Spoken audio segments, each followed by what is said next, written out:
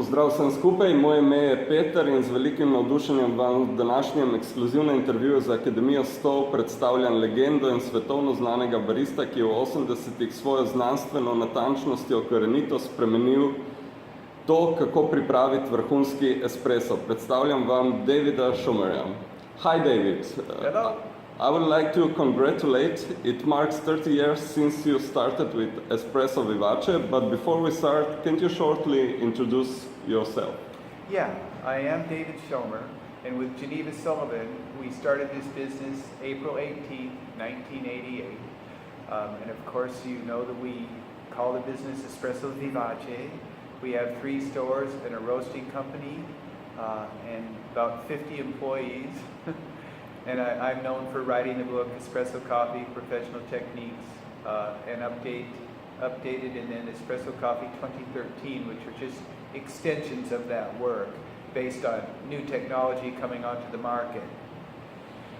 Before opening Espresso Vivace, you were a scientist working like a meteorologist. But what inspired you in 1988 to open Espresso Vivace? Because I had enough money to do so.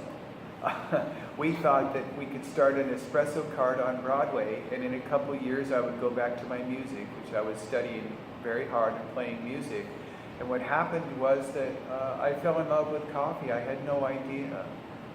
When I was a child, I liked the fragrance, and when I tasted coffee, I was very angry because it tastes so shitty compared to the fragrance.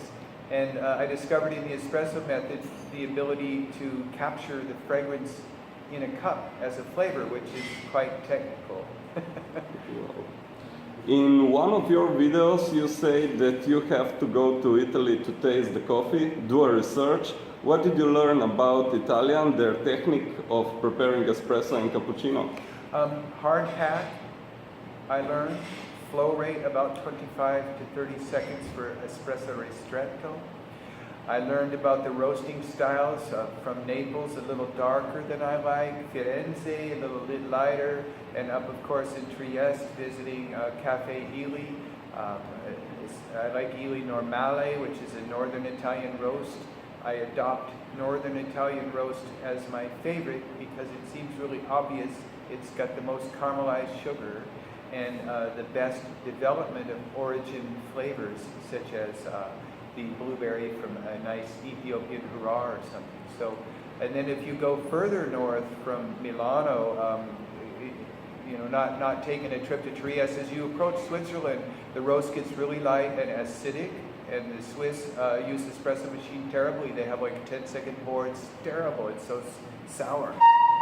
And they're doing that in the United States right now, that sour roast. I'm very embarrassed about them. When did you go in Italy? 2 trips, 1989 and then 1991 with my business partner, who was my wife at the time. We rode a tandem when she was 5 months pregnant with my first son. Was this trip also a part to learn more about latte art you did in next year? Well, I saw that they were pouring what they call the leaf in Italy and hearts, but latte art I did not learn latte art in Italy. I developed it on my own by just playing with the coffee. I saw pictures from Cafe Matecchi in a magazine early on. I was learning extraction technique from the Italians, especially Sergio Michael up at Ely Cafe tried to help me. He gave me the essential hint that defined my career. He said, well, of course, David, each temperature of brewing water gives you a different coffee. So I was a metrologist, a measurement specialist. So I wanted to say, well, how come you use a machine that changes temperature 20 degrees a unit, but they were on a heat exchanger? It was horrible crap. And I wanted to just scream. It's just like, what? You understand the temperature must be stable, and yet you use equipment that is horribly unstable. And that was when I began my research to push the industry to make temperature-controlled machines, which are controlled by PID technology. And the way to think of PID, a controller, is just a computerized thermostat. In Italy, Luigi Lupi play in latte art. Yes, I read somewhere that you exchange videos about how to... Right. We had a meeting once during the time when my children were small. he was here for the show, and I told him I could be there at 5. And at 5:15, I gave up. I gave everybody 15 minutes, and he came in at 5:30 like, hey, no problem, it's Italian time. I said, no, I was already gone, so I missed him. It was, my appointment standard. I'm German, basically. We're right on time. You became known in the coffee industry for your scientific approach to how to prepare espresso. In 1995, you also wrote a book, Espresso Coffee, Professional Technique, which is translated in Japanese, Russian, and Korean language. Wow! What led you to write this book? Well, I realized that no one had a standard practice. In Italy, they were fairly unified. They have a hard pack, they have a slow pour, they know how to make true espresso, but nobody else did. And these machines were being sold all over the world. And in Italian culture, it's mi familia, or, they're not an open people. They have had a history that they're quite suspicious, and they did not share this knowledge. So I said, I was writing articles for the magazines since 1990, so I just brought all the articles together into each chapter, and I wrote professional techniques in order to spread the word that this is a beautiful new culinary art. This was my first book. I hope it helped you. Yeah, it helped me a lot. Your innovation on espresso machine on how to get a more consistent water temperature led you to a project on pitch temperature control with La Marzocco company. We are also in Slovenia a distributor for La Marzocco machines. Yes. Tell me more about this project with La Marzocco. Well, it was sequential. In other words, things happened one at a time. So their brilliant engineer, John Blackwell, I told him, well, you go through switching with a tube, and during switching you're losing all your temperature because it's hanging down under your water jacket. I said, and then when you go in the water jacket, your tube goes straight to the coffee. I said, let's go down in the boiler with a couple of wraps. So John dives under his desk, and I hear this rattling sound. He comes out with the tube. He had already tried it. What I found at La Marzocco is they knew, but they did not really care to improve this temperature stability. So we improved the group head together. Then John Beeked of VersaLab said, what you need to do now is to control the boiler, because with that group head, the coffee temperature on the bed was following the thermostat, plus or minus 1 degree Fahrenheit, which I knew was not good enough. And when the temperature changes, you have no precision. You have a sort of a mishmash of flavors, and you can't ever repeat a flavor or pick out the Harar or the caramelized sugar. So we got together on February 28, 2001, finally, with a PID controller, preheat tank, group head fixed, and we saw temperature at 203 on an oscilloscope stays the same. I taste the caramelized sugar for the first time. Consistent flavor, sweet coffee, taste all the varietal flavors. It was a revolution in my mind. So I told them, let's build this machine. I release the information, I make no claim, and thank you for helping me. They were not interested in changing the design. So in 2004, they laid off Mark Barnett. He was interested in changing the design. He started his own company, Espresso, which was started as, the company was named True, which he lost that name. But Espresso made the first PID machine. I have serial number 1 in my other roasting plant. I bought them immediately. And then, of course, to progress, Nuova Simonelli has the group head PID controlled as well. So the temperature at the very final, before it hits the coffee, is perfectly controlled with a 19-pound group head. It has heating element in it. This makes the coffee 40% stronger than PID control on the boiler, but no control on the group head. So that's why I use Nuova Simonelli now. But they're still my friends. I really like Kent. Joe's my fishing buddy, Joe Monahan.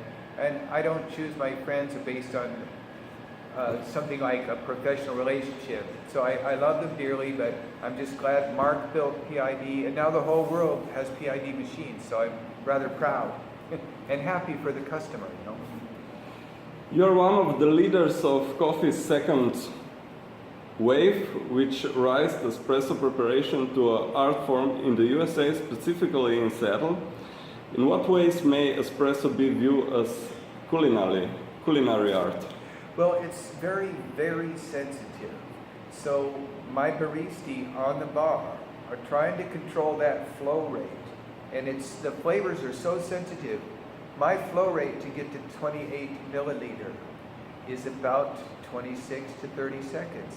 In that window, if my pour is 26 seconds, maybe my Indian Malabar come forward with salted caramel flavor, 27 or 8 seconds. The Ethiopian come forward, chocolate umami with blueberry, a little bit slower, maybe a different flavor. It's changing. It's the most sensitive art that you can imagine. And it is the chance to enjoy coffee's fragrance as a flavor. This is my life's work, to capture the fragrance in a cup. And now with the increased technology and perfect temperature stability, you can do that. So it's very sensitive. Plus it's a culinary art because you can make it so beautiful. Those latte art patterns, as you know, are absolutely beautiful finish.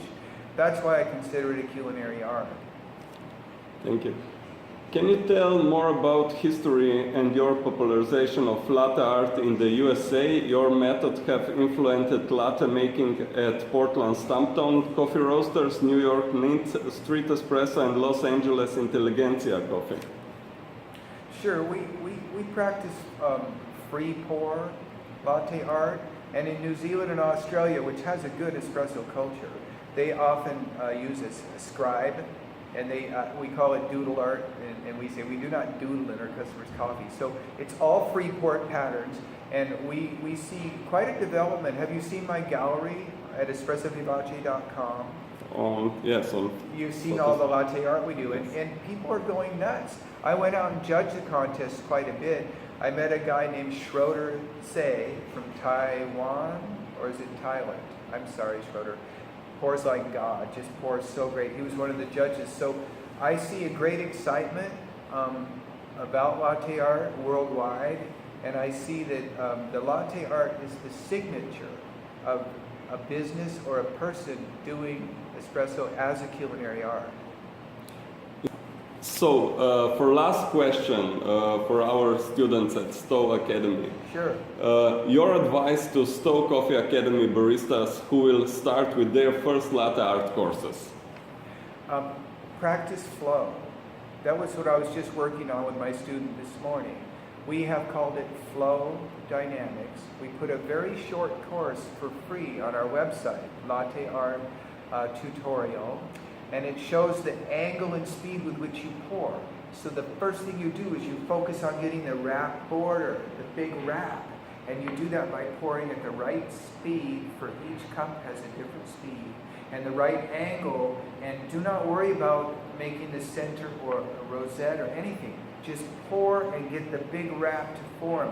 If you do that, if you learn latte art that way, by flowing correctly, correct angle and speed for the cup that you're using, your stuff will be beautiful right from the start. And then as you develop, you can add any pattern that you want.